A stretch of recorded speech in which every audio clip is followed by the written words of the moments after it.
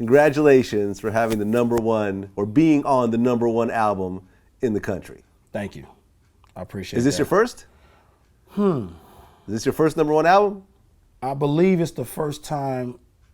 Well, I don't know. I think when we did session 1 with M, that went #1 too. But, okay, all right, second time. I've been involved in #1 albums, that but on the ghostwriting level. So I'm gonna just leave that there. But yeah, right now I just wanted to. You know what? Sometimes you gotta. I'm the kind of dude that don't toot his own horn. Okay. You know what I'm saying? But this industry forces you to. Of course. Because a lot of these people out here don't respect you unless you got a resume that they can hold on to. You know what I'm saying? So it's like, I celebrate privately. Okay. You know what I mean? Like, all right, we got a #1 album in the world. I made a major contribution to this album. Mm-hmm. #1 album in the world. Let's go to Sam's strip club. You know what I mean? Have a few drinks, look at a few bitches. Have fun. That's how I always do it. But every now and then I gotta just come out and let people know, like, yo, I'm a major contributor to this project. Yeah. Some of you DJs, you don't want to pick up my phone call. Now you want to pick it up. It's like, I think that's why I did the Shady's #1 freestyle. You know what I mean? Because it was just like, yo, dog. Sometimes you just, like I said, I'm in the cut. People know me. I'm in the cut. I'm low key. Right. But every now and then you gotta let people know, what you're doing out here, and you gotta celebrate your accomplishments and just keep working. How many songs were you on this album? I was on 3 songs. You know what I'm saying? Psychopath Killer, me, Yellow Wolf, Royce, M, of course. You know what I mean? Produced by Boy Wonder, and Just Blaze has some involvement as well. I don't know to what extent, so just don't kill me, but And then, we had, y'all already know, produced by DJ Premier on there. Mm-hmm. Slaughterhouse, produced by DJ Premier, and I think that was the first official Slaughterhouse Premier collabo. Yeah. You know what I'm saying? We shot a video to that too in New York. And Hammer Dance. And that was a real win for me because A-Rab dropped that beat off in Detroit. And nobody touched the beat. I came back to Detroit some months later, and I was like, yo, where's that beat A-Rab dropped off? You know what I'm saying? And it was like, the engineer was like, oh, that's gone. We can't find it.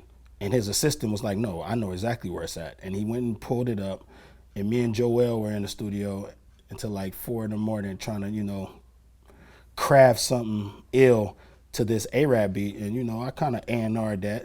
Okay. You know what I'm saying? So my whole thing is, I think it's time for me to start telling people exactly what I'm involved in, what I have done. Because some people still don't know, bro. After all these years, they just don't even fucking know. Yeah, I don't think this industry rewards humbleness. They don't, bro. If you really think about all the major rappers, none of them were humble.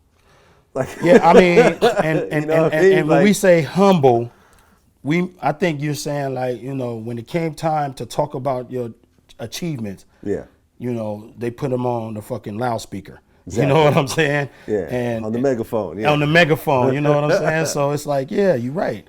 Yeah. And a lot of people, they don't know. They don't know that DJ Khalil sent me the one. Yeah. You know what I'm saying? The song that was the catalyst to getting us signed to Shady Records outside of Royce's relationship with M. Yeah. Like, they don't know I'm the one who picked that beat out and say, yo, this is some ill shit we need to rap on. You know what I'm saying? And they don't know that me and Royce go back and forth and put records together for the entire project. You know what I'm saying? I just think that it's time that they know. How much time did all y'all spend together as a whole label? And what percentage, was spent all at the same time, I would assume, in Detroit versus people working on it separately? There was a good percentage, you know what I'm saying?